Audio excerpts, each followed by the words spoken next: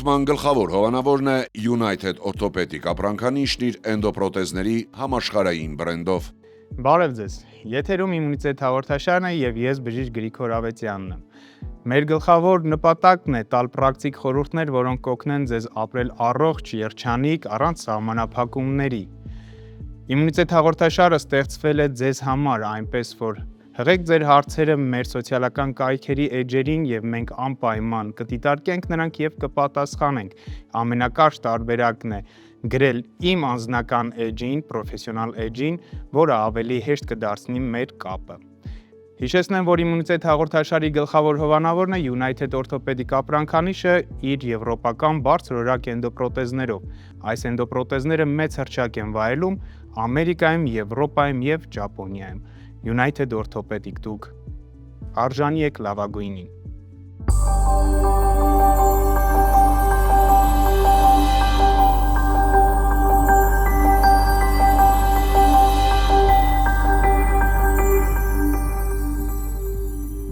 Այսօր խոսելու ենք մի շատ կարևոր խնդրի մասին, շատ տարածված մեր հայրենիքում, դա պլաստիկ վիրահատություններն են, որոնք են ամենատարածված պլաստիկ վիրահատությունները, ինչ խնդիրներ են լուծում։ Եվ այսօրվա մեր հյուրն է բժիշկ Դավիթ Չալաբյանը։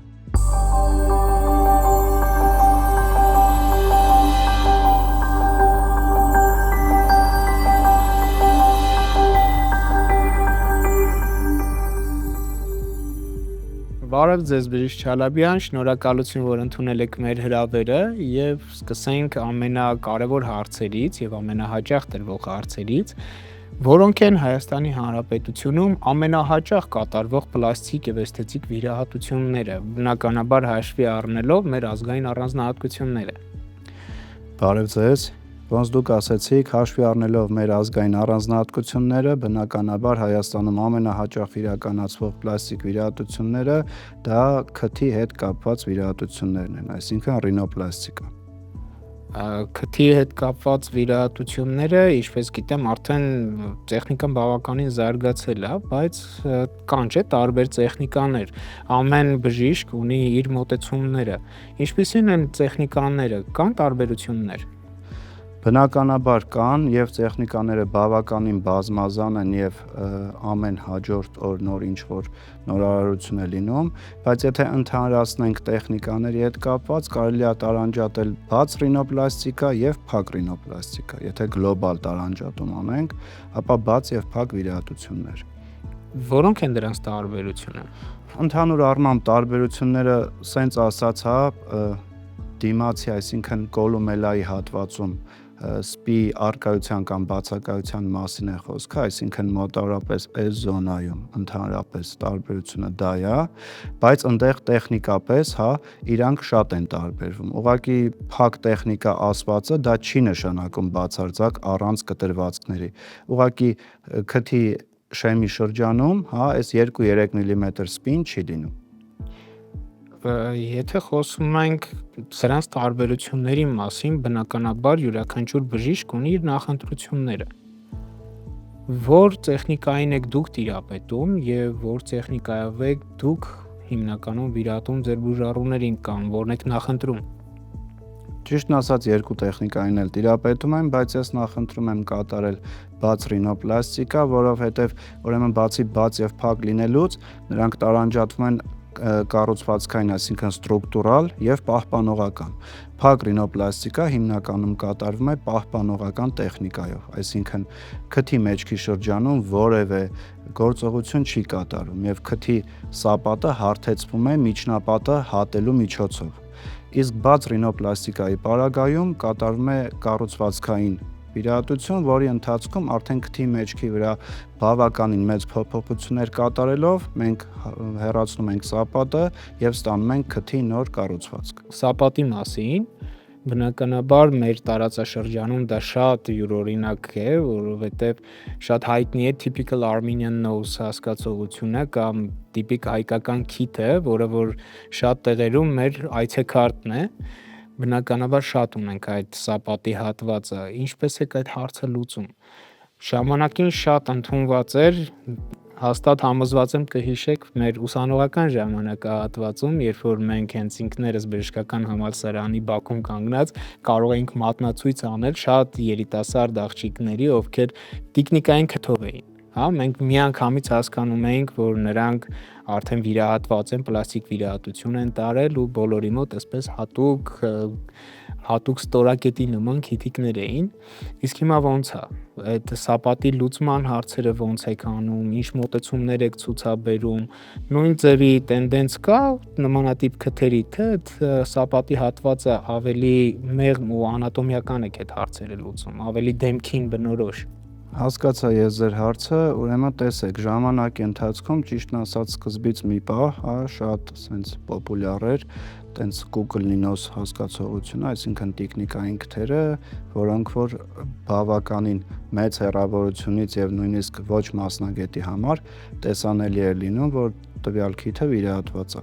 Բայց ժամանակի ընթացքում տենդենց եմ զգում, որ մարդիկ ու ոչ միայն միջին եւ բարձր տարիքի, այլ նաեւ արդեն երիտասարդ աղջիկները ձգտում են բնական արդյունքի։ Այսինքն իրանք ուզում են այդ սապատը հեռացվի նենց, որ հետագայում վիրահատությունից հետո որոշ ժամանակ անց չզգացվի, որ քիթը վիրահատված է։ Այսինքն ինքը անատոմիորեն լինի ճիշտ, բայց հնարավորինս բնականին մոտ չունենա սապատ, բայց քթի մեջքը, քանի որ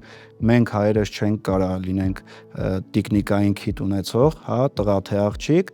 դրա համար ավելի նախընտրում են ուղիղ քթերը, բայց դեռ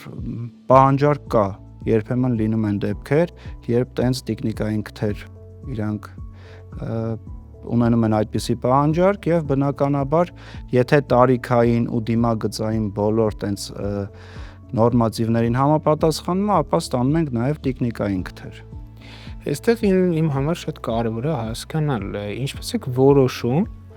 թե դեմքին ոնց է լինելու ավելի հարմար։ Վերջը մենք միայն բուժառուի ցանկությունը չի։ Մենք բժշկությամբ զբաղվում ենք ոչ միայն բուժառուի ֆանտազիաները կատարածելու համար, այստեղ կան ֆունկցիոնալ խնդիրներ։ Եթե մենք էսթետիկ առումով ամեն ինչ փորձում ենք կատարել, բայց կա նաև ֆունկցիոնալ խնդիրներ։ Շնչառության խնդիրը որպես բժիշկ իմ համար շատ ավելի կարևոր է ֆունկցիոնալ եւ շնչառության խնդիրը։ Պլաստիկ վիրահատությունների ժամանակ մենք կարող ենք լուծել նաև շնչառական խնդիրները, որտեղ շատ բուժառուներ մենք գիտենք, որ դիմում են նմանատիպ վիրահատությունների, հաշվի առնելով, որ ունենում են շնչառական խնդիրներ, իսկ էսթետիկ լուծումները դրանք արդեն ուղեկցող են լինում։ Ինչպես է դրան վերաբերվում։ Ոչ միայն կարող ենք, այլ պարտավոր ենք եւ ցանկացած պլաստիկ վիրահատության պարագայում յուրաքանչյուր փորձառու ու գրագետ պլաստիկ վիրաբույժ ամեն պարագայում միջնապատի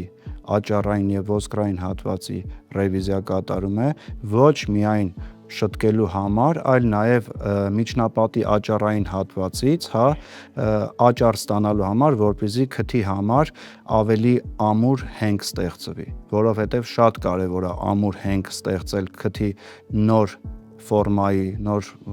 կառուցվածքի համար, որպեսզի ժամանակի ընթացքում այն չդեֆորմացվի։ Այսինքն կան տեխնիկաներ, երբ այդ ոսկրը աճառային հենք չենք ստեղծում,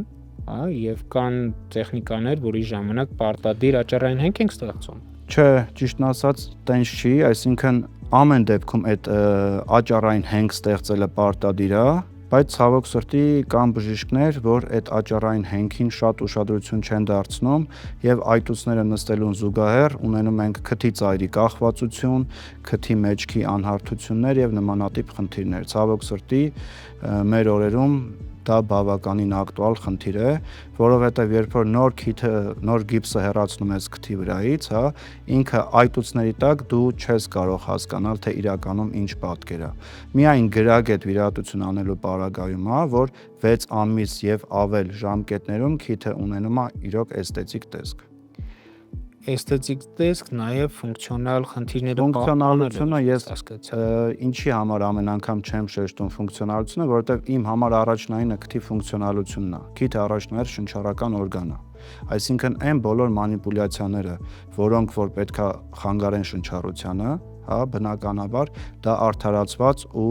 սենց ասեմ հաջողված վիրահատություն չի համարվում։ այսինքն քթի ֆունկցիոնալությունը իմ համար առաջնահերթ է։ Քիթը առաջնահերթ շնչառական օրգան է, հետո նոր ինչ որ էսթետիկ դեմքի վրա ամենաերևացող մարմնամասը։ Իսկ այսպես կա ինչ որ մեթոդ, որով մենք չափում ենք ֆունկցիոնալությունը, օրինակ, որպեսզի հարցս ավելի ճիշտ լինի, որպեսզի մեր հեռուստադիտողներն էլ հասկանան, ասենք ես բուժառուն եմ, մոտեցել եմ ձեզ։ Ունեմ որոշակի պատկերացումներ իմ դեմքի հետ կապված։ Գալիս եմ ձեր մոտ ու ասում եմ, որ ես ուզում եմ այսպիսի քիթ։ Դուք ո՞նց եք ինձ ուղղորդում, իմ ուզածները հնարավոր է անել, պետք է անել, պետք չի անել, դա ինձ կօգնի, կվնասի, այդ ամեն ինչը ո՞նց է անցնում, որպեսզի մեր հեռուստադիտողներն էլ հասկանան, թե բժշկի գնալուց ինչի պետքա պատրաստ լինեն եւ ինչի վրա ուշադրություն դարձնեն, որպեսզի ստանան որակյալ բուժում։ Հասկացա ես ձեր հարցը, ուրեմն տեսեք, եթե միջնապատը իդեալական վիրահատած լինի, այսինքն միջնապատի ծռվածությունը շտկված լինի, բայց քթի մեջքը լինի շատ բարակ, հա, այդ պարագայում անկախ միջնապատի ուղիղ լինելուց մարդը չի կարող նորմալ շնչել։ Եվ դրա համար շատ դեպքերում, հա, քթի մեջքը հավաքելուց շատ կարևոր է, որ այդ նեղքիթ հավաքելը բարդ չի, ասեմ իմանաք։ Բարդ է հնարավորինս վիզուալ նեղ, բայց նաև շնչող քիթ հավաքելը, ամբողջ բարդությունը կայանում է դրանում։ Այսինքն քիթ օրինակ ունի երկու փական, կլապան, այսպես ասած, արտաքին եւ ներքին։ Եվ միջնապատով եւ քթի կողմնային պատով ձևավորվում է քթի ներքին կլապանը, որը որ եթե փոքր անկյուն է կազմում, հա, այդ պարագայում հատկապես բարակ մաշկ ունեցողների պարագայում, հա, ներշնչելուց քիթը, այսինքն sense ներհրվում է, փակվում է, ու դրա պատճառով մարդ չի կարողանում նորմալ շնչի, անկախ նրանից, որ ինքը ունի շատ ուղիղ իդեալական միջնապատ։ Հասկացած ես, եւ այստեղ գալիս է հաջորդ հարցը։ Շատ կարևոր մի հարց, որը վերաբերվում է այն պացիենտներին, որոնք որ չեն ուզում իրենց քթի տեսքը փոխել,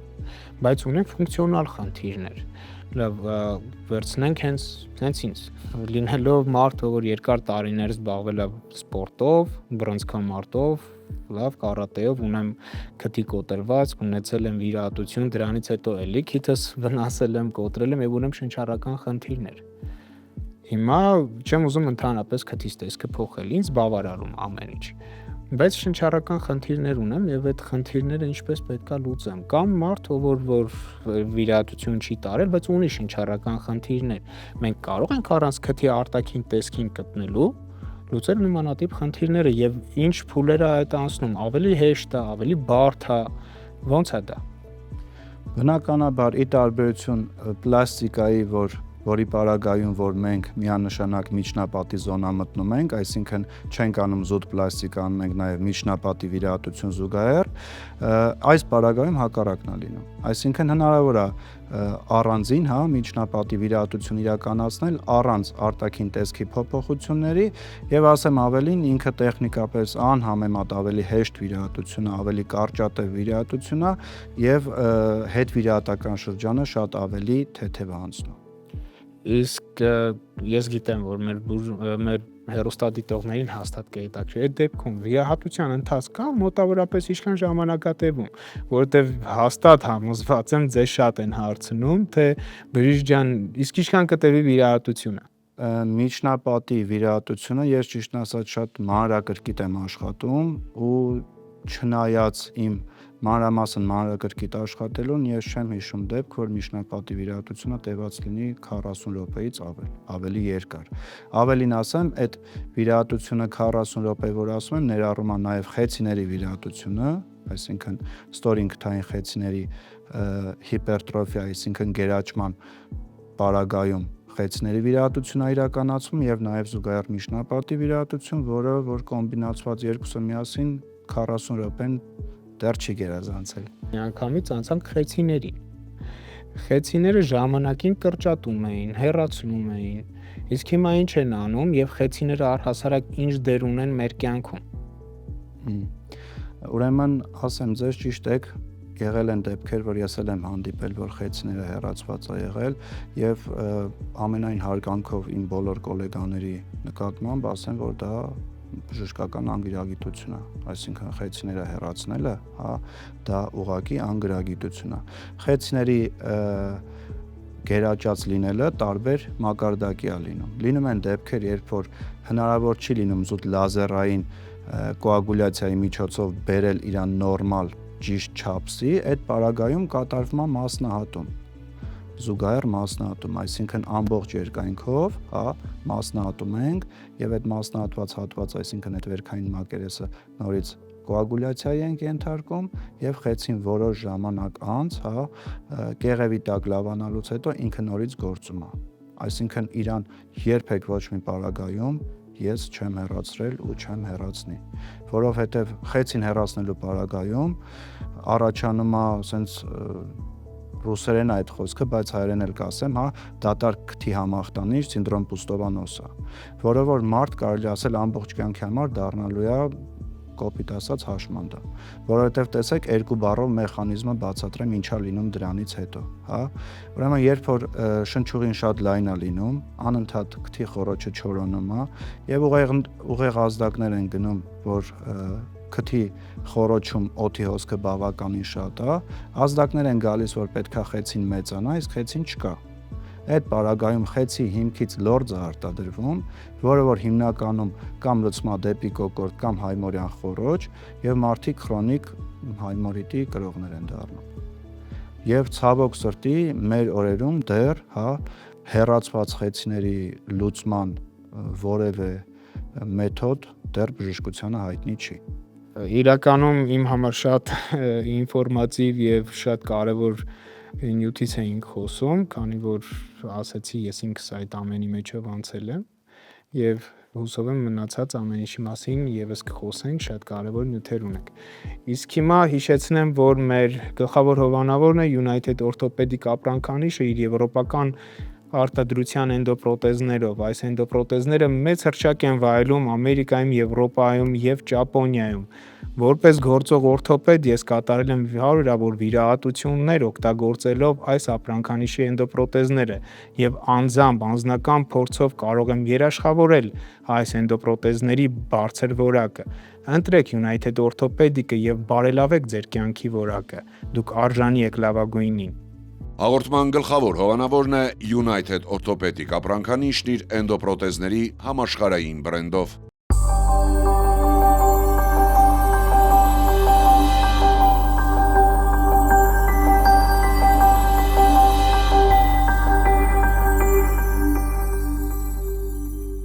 Մեր տաղավար ենք հրավիրում Բուժառուի, ով կներկայացնի իր պատմությունը, թե ինչպես ընտրեց վիրահատությունը, պլաստիկ վիրահատությունը, ինչ ճանապարհ անցավ վիրահատությունից մինչև վերականգնում։ Բարև ձեզ Դիանա, շատ շնորհակալություն, որ ընդունեցիք մեր հրավերը եւ այսօր մեր տաղավարում եք։ Ես ձեզ պետք է խնդրեմ մի հատ պատմեք ձեր պատմությունը, ինչպես եղավ, որ ընտրեցիք վիրահատությունը, ինչը ձեզ դրդեց ընտրել վիրահատությունը եւ ընտրել կոնկրետ բժիշկ Չալաբյանին։ Բարև ձեզ։ Իրականում շատ երկար եմ մանեկել պլաստիկ վիրաբուժի, ունեի էսթետիկ խնդիր, որից կոմպլեքսավորվում էի։ Մայրիկս էլ ուներ միջնապատի խնդիր եւ դիմեց դոկտոր Չալաբյանին վիրահատության համար։ Նաև կատարեց ռինոպլաստիկա եւ արդյունքից շատ դուր եկավ, որոշեցի ես էլ գնամ։ Այսինքն սկզբից ձեր մայրն է վիրահատվել, դա ճիշտ հասկացա։ Սկզբից ձեր մայրն է վիրահատվել դոկտոր Չալաբյանի մոտ, հետո տեսել եք արդյունքը եւ ինքներդ արդեն քաջալերվել եւ որոշել եք վիրահատվել։ Իսկ կպատնեք ձեր ամբողջ պատմությունը, ինչպես եղավ, ոնց գնացիք, խորհրդատվությունը ոնց եղավ, ոնց որոշեցիք, որ քթի ձևը, վիրահատությունը, մի քիչ մանրամասնեք, որպեսզի մեր հեռուստադիտողները հիմա ձեզ դիտելուց հասկանան, թե իրենք ինչ փուլեր են անցնելու, կա արդյոք վախենալու որևիցե մի բան, դուք ինքներդ անհանգստացել եք, չեք անհանգստացել եւ ոնց է ձեր այդ բոլոր նյարդային կամ անհանգիստ վիճակները անցել։ Խնդրում եմ ավելի մանրամասն պատմեք։ Միական հանգստությունս եղել էր,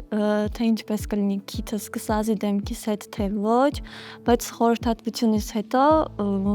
շատ վստահ գնացի էլ։ շատ տարածված է, որ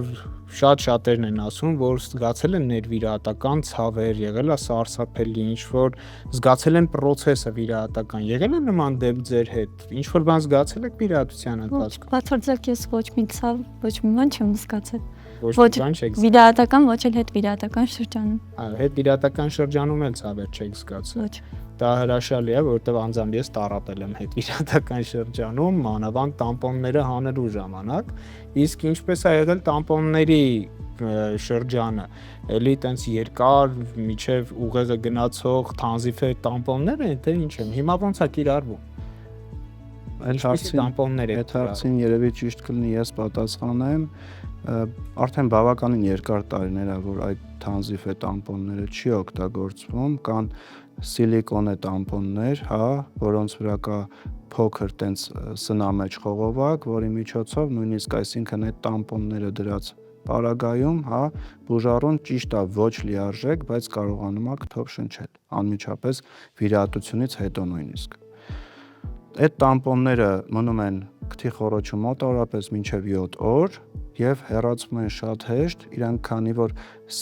սիլիկոնային մատերիալից են, հա, իրանք հեռացնելուց բացարձակ ոչ մի հյուսվածքների կպած չեն լինում ու հեռացնելը կարծում եմ անհամեմատ ավելի քիչ տհաճ է լինում, քան սովորական թանզիֆե տամպոնները, նենց որ Ձյաննան կարող է պատասխանել հեռացնելը ցավոտ ու տհաճ եղել է, թե ոչ։ Ոչ միայն դա, մի նայեք, չնայեք բժշկին, նայեք ինձ, ու միանգամից այդ հարցին էլ, հա, երբ որ հետ վիրահատական շրջանում ինչպես եք շնչել։ Շատ լավ։ Շատ լավ։ Այդ արդեն լավ, իսկ հեռացնելը տամպոնները եղել է տհաճություն որից է։ Մի քիչ տհաճություն, բայց ցավ ընդհանրապես չի եղել։ Գիշերային ժամերին, երբ որ քնում էիք, անհանգիստ էիք, թե կարողանում էիք։ Կարողանում եմ։ Շատ տարածված է, որ ունենում են նաև գլխացավեր, որը չի թողնում հանգիստ լինել։ Դա եղել է ձեր մոտ, թե Որ ասում չեք հավատա, բայց չէ։ Իմ մոտ էլ չի եղել։ Ես շատ թեթև ու հանգիստ եմ տարել այդ ամեն ինչը։ Դա նաև մի քիչ կախված է բուժառուից, հա, մարդու ցավի հանդեպ շեմի մակարդակից ու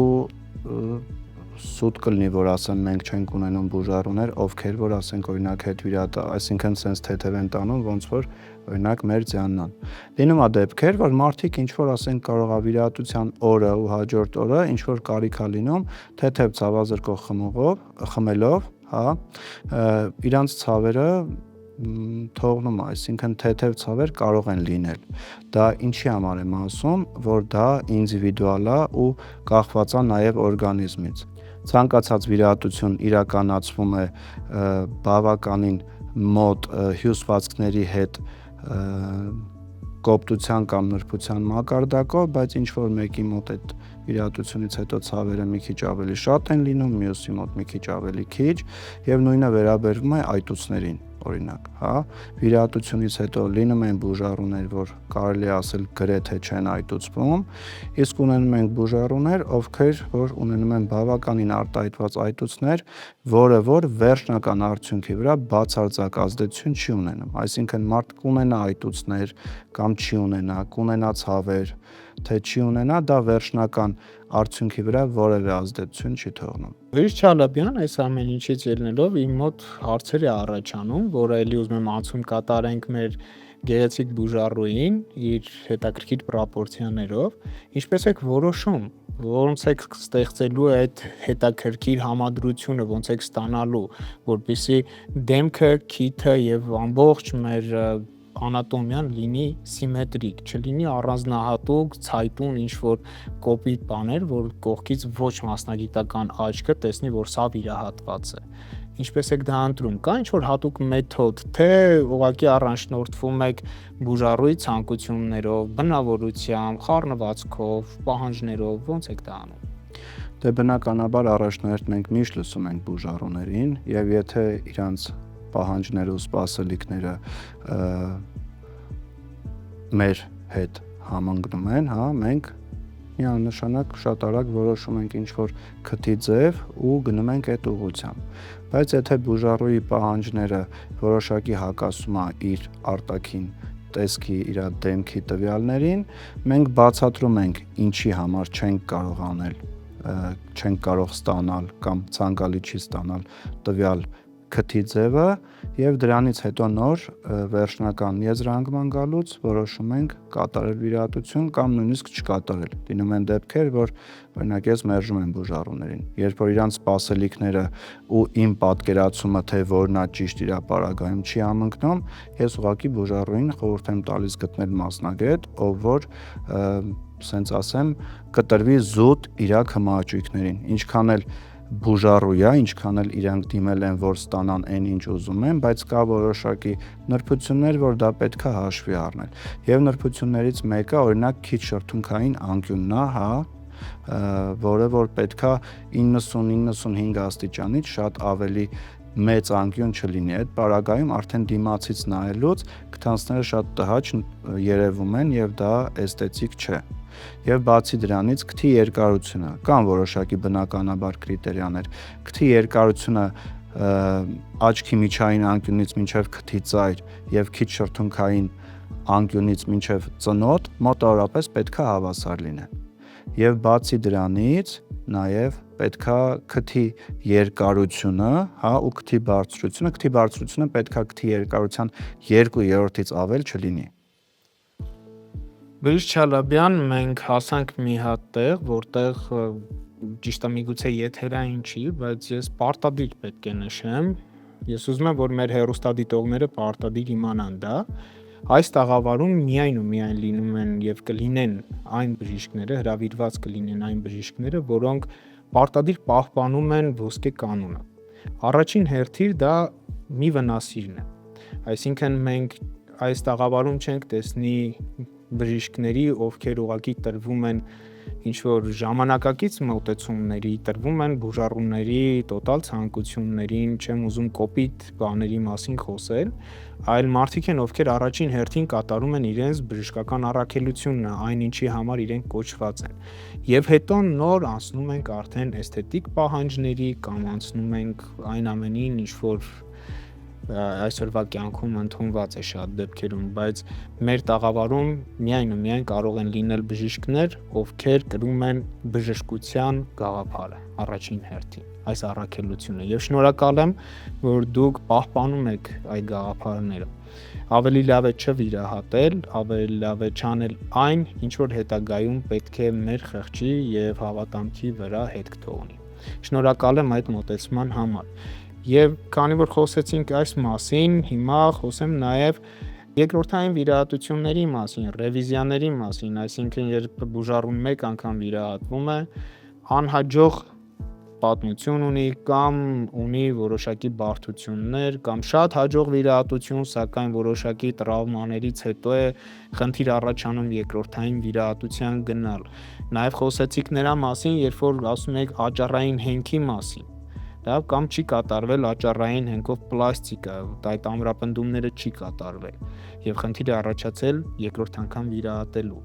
Սրա մասին խոսենք, ինչ խնդիրներ կան, ինչ բարդություններ կան եւ մեր բուժառուները, ովքեր որ հիմա մեզ դիտում են, ինչի պետքա պատրաստ լինեն։ Դա կողաճառով պլաստիկաներ եւ այլն։ Մի քիչ մանրամասն եւ ավելի հասանելի լեզվով։ Շատ լավ, ուրեմն ոնց դուք ասեցիք, այդ կրկնակի վիրահատությունների բավականին մեծ մաս պատճառը լինում է այն, որ բավականին աճառային հենք քթի նոր ստացված տեսքին կառուցվածքին աճառային հենքով չեն ամրապնդվում եւ որոշ ժամանակ անց կամ քթի ծայրը կախվում է կամ առաջանում են անհարթություններ եւ կախվածա թե ինչ պատճառով պետք է բուժառուն երկրորդ անգամ վիրահատվի։ Լինում է դեպքեր, որ շատ հաջող, շատ լավ վիրահատություն է իրականացվում եւ վաղ հետվիրահատական շրջանում, օրինակի համար քթի շրջանում տրավմա, այսինքն վնասվածք է լինում եւ դրա համար կարիք է լինում երկրորդ անգամ վիրահատություն անելու։ Լինում են դեպքեր, որ հենքը բավարար չի լինում։ Դրա համար այտուցները նստելուն զուգահեռ քիթը դեֆորմացվում է։ Լինում են դեպքեր, որ հետվիրահատական շրջանում լինում են բորբոքային պրոցեսներ եւ քանի որ քիթը ինքնին, հա, մաշկի անմիջապես տակ արդեն պինդ հյուսվածքներ են ոսկրային եւ աճառային, այդ բորբոքային պրոցեսները շատ ավելի տեսանելի են լինում, այսինքն կարող է տվյալ զոնայում, որտեղ որ առաջացավ բորբոքային երևույթներ, հա, այդ զոնայում կարող է մաշկը ձգել, անհարթություններ առաջացնել։ Եվ երկրորդային վիրահատությունները հիմնականում, հա, եթե նախորդ վիրաբույժը շատ ագրեսիվ վիրահատություն արած չի լինում, այսինքն շատ միջնապատից աճառ հեռացրած չի լինում, հիմնականում ստացվում է առանց հավելյալ կողաճառի, այսինքն առանց հավելյալ հյուսվածքների կատարել երկրորդային վիրահատություն։ Բայց ցավոք սրտի լինում են դեպքեր, որ ոչ միայն զուտ բժշկի ագրեսիվ շատ հանելու պատճառով, այլ լինում են դեպքեր, որ առաջնային վիրահատության ժամանակ այնքան ծուռ ու վատ ենթադրենք վիճնապատ է ունենում, որ բավականին մեծ հատված այդ պատճառով է հեռացված լինում, ու դրա համար երկրորդային վիրահատություն իրականացնելուց կարիք է լինում վերցնել կողաճառ, որը որպես process, եթե ես անկեղծ լինեմ, ինքը որևէ sense վտանգավոր բարդ կամ վախենալու process չի։ Ամեն դեպքում քնած է լինում բուժառուն եւ այդ ընթացքում փոքր կտրվածք է լինում կողաղեղի մակարդակով եւ վերցնում ենք իրանից կողաճառ եւ ավելի լավ պինդ ու ավելի կայուն հենք ենք ստանում։ Եվ ինչով է նաեւ բարդ երկրորդային վիրահատությունը, ուրեմն անկախ տրավմատիզացիայի աստիճանից, երբ իրականացնում ենք առաջնային վիրահատություն, հա, քթի մաշկը ինքնին դեռ սպիական հյուսվածք չի, քանի որ ոնց նոր մի քիչ առաջ ասեցի, քթի անմիջապես մաշկի տակ արդեն պինդ հյուսվածքներ են, հա, այսինքն երբ որ մի անգամ վիրահատություն անում, այսինքն վերքը բացվում ու նորից փակվում է, ինչ որ չափով, հա, քթի մաշկը սպիանում է ու նոր ֆորմա, նոր ռելիեֆ ստանալը լինում է շատ ավելի դժվար։ Դրա համար քթի հենքային կառուցվածքը ավելի պինդ, ավելի հաստատուն կայուն պետք է լինի, որ արդեն երկրորդ անգամ արդեն սպիացած հյուսվածքներով երբ վերքը փակում ենք, ունենանք արտահայտիչ ու լավ կայուն արդյունք։ Շնորհակալություն բժիշկ Չալաբյան, ես որպես գործող վիրաբույժ, ես ինքս շատ լավ գիտեմ, թե ինչ մեծ բարդություն է երկրորդային եւ երրորդային վիրահատությունները կատարելը, քանի որ առաջնային անատոմիան ամբողջովին խախտված է լինում եւ գլուխ անել այս ամբողջ շիլաշփոթի մեջ, այսպես ժողովրդական լեզվով ասած, շատ դժվար է։ Սիրելի հեռուստադիտողներ, Իմունիտետ հաղորդաշարը ստեղծվել է հատուկ ձեզ համար, այնպես որ ձեր առողջական խնդիրների մասին դուք կարող եք հաղորդագրություններ ուղարկել մեր անձնական էջերին կամ նշված հեռախոսահամարով եւ իմ Facebook-յան անձնական էջին,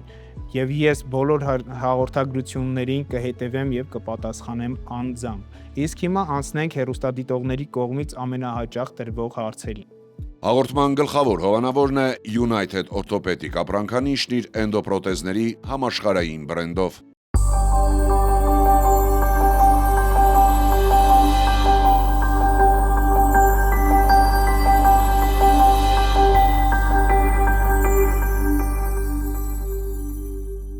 Որ եղանակին է ավելի ճիշտ կատարել քթի պլաստիկան։ Սեզոնայնություն չկա ճիշտն ասած, թե որ եղանակին ավելի ճիշտ կլինի կատարել, մենք շուրջ տարի կատարում ենք վիրահատություն, ուղղակի միայն կարող եմ ասել, որ ամառվա ընթացքում վիրահատվողների պարագայում առաջիկա այդ վիրահատական 1, 2, 3 օրը մի քիչ ավելի դիսկոմֆորտը ավելի շատ է լինում, իսկ ձմեռային ամիսներին վիրահատվելու պարագայում հետվիրահատական շրջանում ցանկալի է քթի շրջանը չմրսացնել, չսառեցնել։ Որ տարիքային շեմում է կարելի կամ արգելված կատարել քթի պլաստիկը։ Ուրեմն աղջիկներին գրքերի մեջ գրված է, որ 16 տարին լրացած աղջիկներին, եթե սեռահասունացումը արդեն ավարտված է, կարելի է կատարել ռինոպլաստիկա, իսկ տղաներին ցանկալի է 17-ը լրանալուց հետո։ Իսկ վերին շեմ որպես այդպիսին կարելի ասել գոյություն չունի, բայց ես 55-ից բարձր չեմ վերցնում։ Երբ կարելի է վիրահատությունից հետո կրել արևային ակնոցներ, երբ ենք տեսնում քթի վերջնական տեսքը վիրահատությունից հետո։ Արևային ակնոցներ կարելի է կրել վիրահատությունից արդեն 6 ամիս անց, եթե հետ վիրահատական շրջանը հարթ է անցել, իսկ քթի վերջնական տեսքը մի քիչ ինդիվիդուալ է, բայց եթե այտուցները դանդաղ նստելու միտում չունեն, արդեն 6 ամսից կարելի է տեսնել քթի արտաքին տեսքի 99%-ը գրեթե։ Շնորհակալություն բժիշկ Չալաբյան, շատ հետաքրքիր եւ ինֆորմատիվ զրույցի համար։ Սիրելի հեռուստադիտողներ, իսկ ես հիշեցնեմ, որ մեր գլխավոր հովանավորն է United Orthopedic ապրանքանիշը իր բարձրորակ էնդոպրոթեզներով։ United Orthopedic-ը հայտարարում է ակցիա մայիսյան տոներին ընթառաջ, առաջին 9 բուժառուները, ովքեր որ կզանգարեն եւ կհերթագրվեն վիրահատության, կստանան նաեւ նվեր, պրոֆեսիոնալ կինեզիստի խորհրդատվություն եւ բուժում լիովին անվճար։ United Orthopedic ձեր քայլքի լավագույն գրավակ։ Հաղորդման գլխավոր հովանավորն է United Orthopedic ապրանքանիշն իր էնդոպրոթեզների համաշխարհային բրենդով։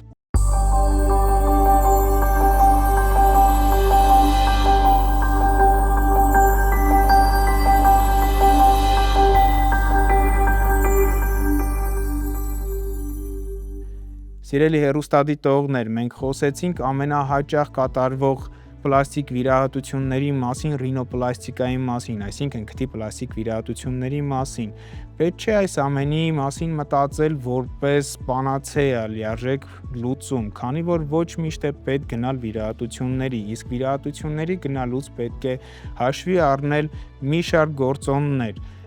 Այս քիթը ձեզ հարմար կլինի թե ոչ, պետք է վիրահատվել թե ոչ, այնպես որ ընտրեք լավագույն մասնագետներին, որոնք կտրեն ձեր մարմնի եւ ձեր դեմքին համապատասխան լավագույն լուծումները։ Եթերում Իմունիտետ հաղորդաշարն էր եւ ես բժիշկ Գրիգոր Ավետյանը։ Եղեք առողջ։